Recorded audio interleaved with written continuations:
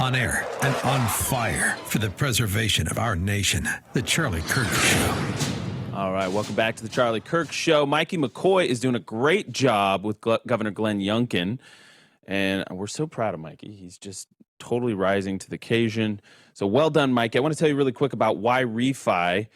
Private student loan debt in the U.S. totals about $300 billion. About $45 billion of that is labeled as distressed. WhyRefi refinances distressed or defaulted private student loans that others won't touch. They provide you with a custom loan payment based on your ability to pay.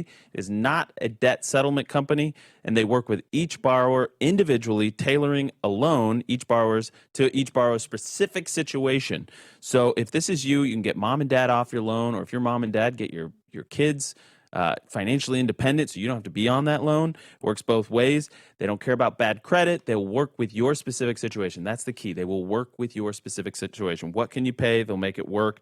You can even skip a payment every 6 months up to 12 times without penalty. You don't have to ignore that mountain of student loan statements on your kitchen table anymore. Just call 888-WhyRefi34 or log on to whyrefi.com. That's YREFY.com, YREFY.com.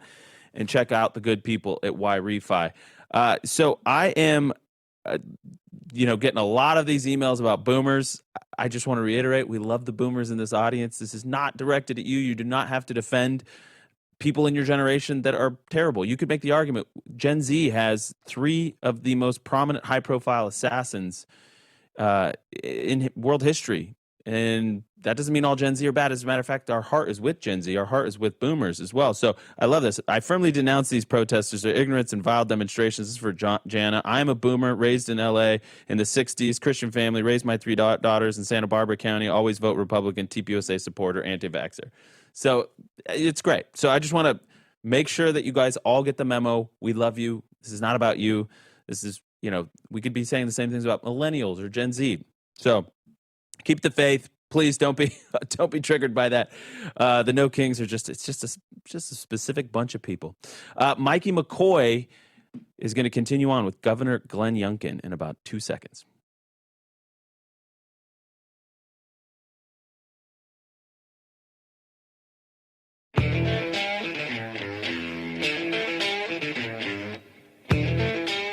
Welcome back, everybody. The Purple State Whisperer. I like that title. I think we keep it. Yeah. Well, we have learned how to win in a purple state. That's right. You have. So we were just talking about the No Kings protest. What are you doing as governor, and what is going on in Virginia with National Guard, Virginia law enforcement? And I'd love for you to kind of respond on the left getting increasingly violent as the Democrat Party moves further and further to the left. Well, that is the issue, which is we've got the left liberal progressive wing of the Democrat Party who has absorbed it all. And we've seen their leaders over the years espouse awful things, calling everyone Nazis and fascist, and even calling for violent protests. And Abigail Spanberger, in fact, as the Democrat candidate in Virginia, has said, let your rage fuel you. I mean, this is the rhetoric over and over and over again. And so as a governor, when there is a big protest planned with No Kings, I've got to expect for the worst and then pray for the best. And that's why I've been very clear. Listen, I believe strongly in the First Amendment to the Constitution. In fact, so much of the Constitution was based on Virginians' writings. And the idea of being able to gather and protest peacefully is protected, and I swore an oath to protect it, and I always will protect it. However, if there is any transgression where there's any vandalism or there's violence or there's disruption of traffic or safety concerns, we have to make sure that people are safe. And so we have a huge increase in law enforcement presence. And yes, I've asked the Virginia National Guard to pre-position so that we're ready. And I pray that nothing happens. And we've communicated with all the leaders of the protest organizations, and there's 90 different protests organized around the Commonwealth of Virginia. And I want to make sure that everyone is safe. But I want to get back to the issue at hand, which is the liberal left wing of the Democrat Party has indeed absorbed it all. And you can see that even folks you would expect to be a little bit more reasonable can't fight back anymore. And they're dragged into this. Yeah. Not a single Democrat has asked Jay Jones to step down. Not a single one. Not one of them. It's unbelievable. In fact, some of them are doubling down, and you see the Virginia Beach Democrats doubling down on him. But let's just put up a picture. This is Todd Gilbert's family, 390. This is the epitome of the American nuclear family.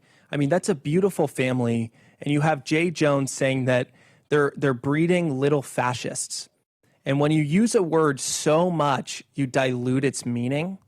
And people don't understand what it means anymore. And that's what the left is doing time and again. But we're just going to, for those of you who are tuning into this story for the first time, we'll just put up 392. These are Jay Jones' text messages where he says, 3 people, 2 bullets, Gilbert, Hitler, and Pol Pot. Gilbert gets 2 bullets to the head. Spoiler, put Gilbert in the crew with the worst people you know, and he receives both bullets every time. Then he goes on to double down. Where he says, I genuinely was. I wasn't attacking you. I was trying to understand your logic. You weren't trying to. You were talking about hoping Jennifer Gilbert's children would die. Yes, I've told you this before. Only when people feel pain personally do they move on policy. That's the scariest one for me because this is the top cop. And he's saying only when people feel pain personally. I feel like this is just the weaponization of government. Again, this is what we saw under the Biden administration, and this is what we're about to see if this Jay Jones wins. Yeah, and well, it can't happen because Virginia has to stand up and vote no Jay Jones, no Abigail Spanberger, because we're better than this. Yes. I mean, think about the role that he is being asked to hired into, a role where law enforcement has to trust him to have their back. And he said law enforcement must die. Now, listen, every law enforcement agency has asked him to step down and said that he's unfit. This is someone who's got to comfort a mother whose children have died, and yet he called for the death of a 2-year-old and a 5-year-old. There's just no way he can possibly serve in this role effectively at all, but he shouldn't even have the right. I mean, this guy shouldn't be elected for anything. Worse yet, I think it is reflective of where the Democrat Party has moved. It has moved to a place where they are unable to ask him to step down because they are so in league with the progressive left and their violent rhetoric that has for years now been trying to prosecute the president. We saw the president nearly assassinated twice. We had 2 other Republican House candidates in Virginia with death threats. I mean, this is where they are in so many areas, and this is why I can't understand why it takes such a huge push to get them to do what's right. Step up and ask him to step down. Thank you, Governor.